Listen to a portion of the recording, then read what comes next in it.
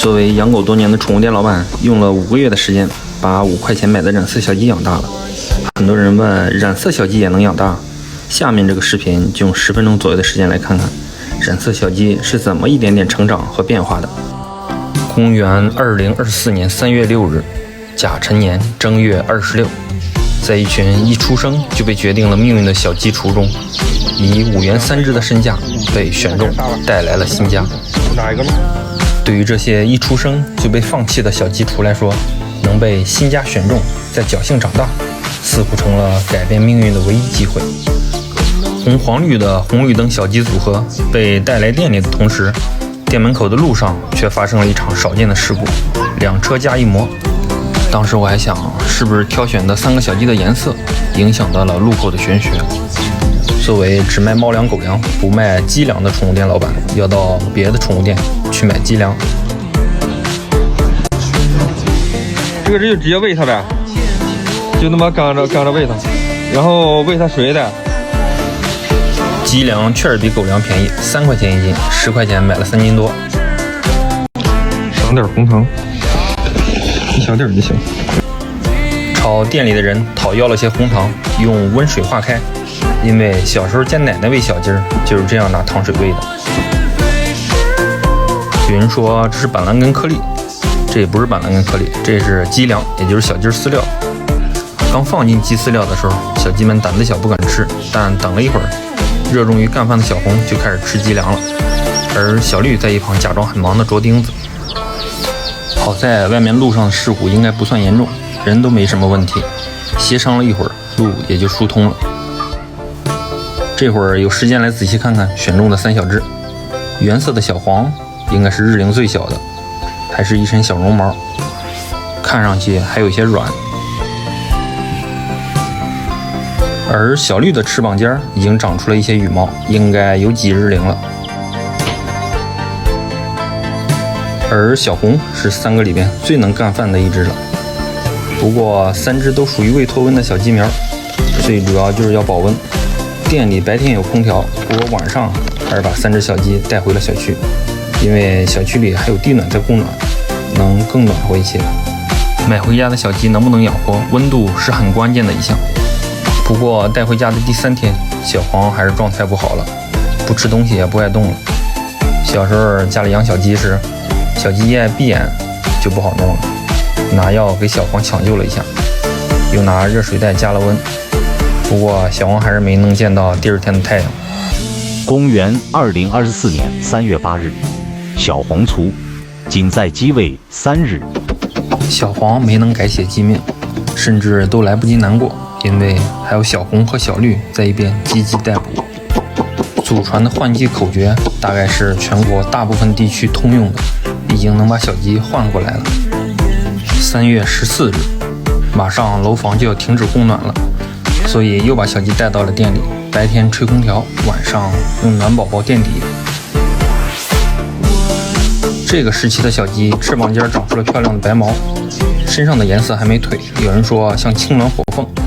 不过就在这时候，刻在小鸡 DNA 里的动作开始觉醒了，开始刨食，即使人制止也没有用。自此，刨食这个动作就跟着小鸡一起长大，不管是在笼子里还是在地面上，只要给它喂食，它都会刨。所以有些东西应该是天性的。你说刨食这个动作，肯定没有别的大鸡来教它。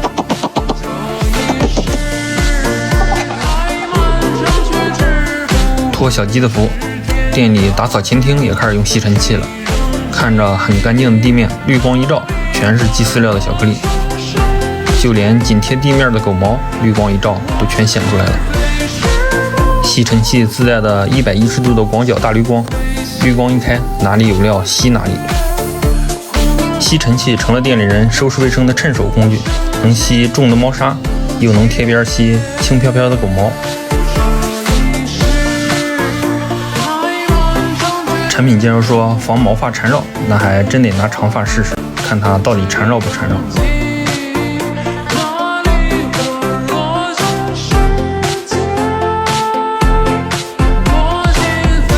换上扁刷头，那些犄角旮旯不容易清理的角角落落，清洁起来就非常方便了。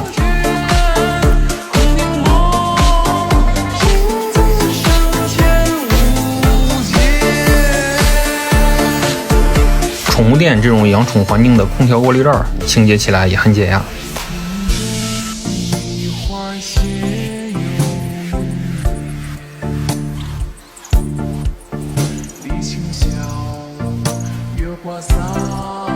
3米高的天花板上，蜘蛛网平时清洁不到，但加上延长杆站地上就能吸下来。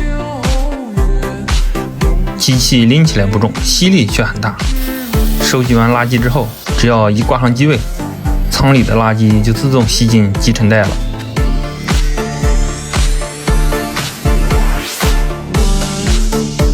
小鸡有自己的机位，吸尘器也有自己的机位，不用管它，挂上去就能自己充电。之前很多人说想看店里的全景，现在看到的就是店里前厅的前景。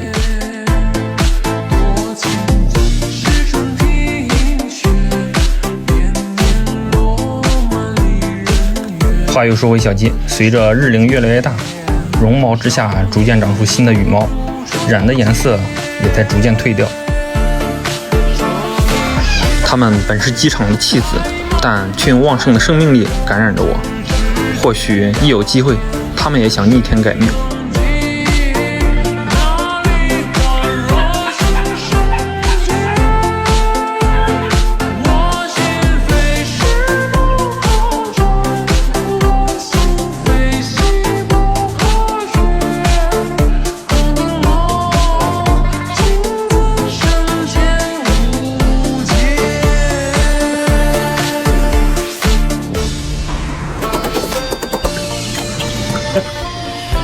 进来。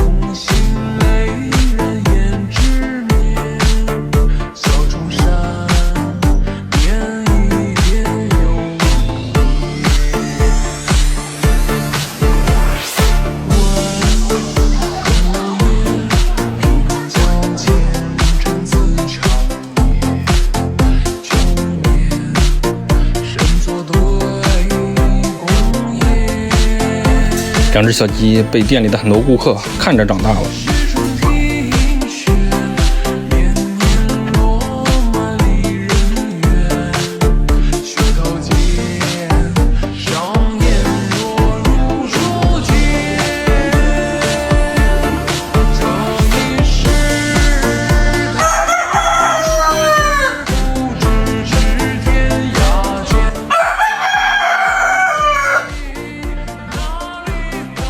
我靠，你也太早了吧！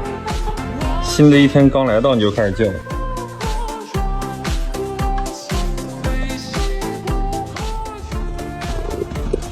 鸡大不中留，我刚奔了我一下。是不是被偏爱的鸡也会有恃无恐？枉我真心栽培你们两个，最后却背刺我。言不说话，真知道你在听，真怎么讲真想说，缓缓真 emo 啦。要是再奔我，就得给你们找合适的地方了。就在你的